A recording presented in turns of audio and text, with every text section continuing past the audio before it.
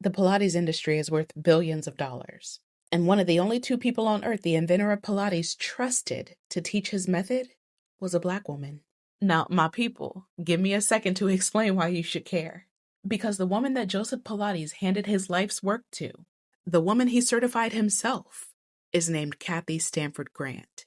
And the industry making billions off of her work spent decades pretending like she didn't exist. So let me explain why I got stuck on her story. One of my friends is looking into starting her own Pilates business, and we were talking about Miss Kathy. And now on paper, she looks like somebody that's impossible to ignore. She was a dancer, not somebody dabbling in movement, like a real dancer. The kind of person whose life revolved around what her body could do. And then one injury changed everything. She tore her knee. And if you've ever loved something deeply, you know that there are moments in life where you can feel the future that you imagined slipping through your fingers. And that's where Kathy found herself. A dancer who suddenly didn't know if she would dance again.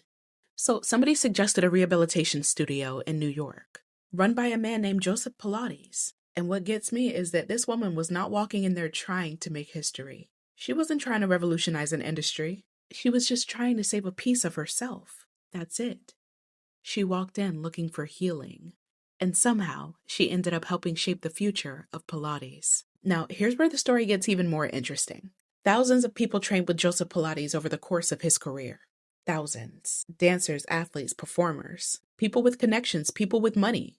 People with every advantage imaginable. Some of them became famous in their own right. Some of them went on to teach generations of instructors and run their own studios. But here's the difference, okay? Being taught by Joseph Pilates is not the same thing as being certified by him. Out of all those people, every dancer, every athlete, every protege, there were only two individuals he personally certified to carry his method forward. Only two.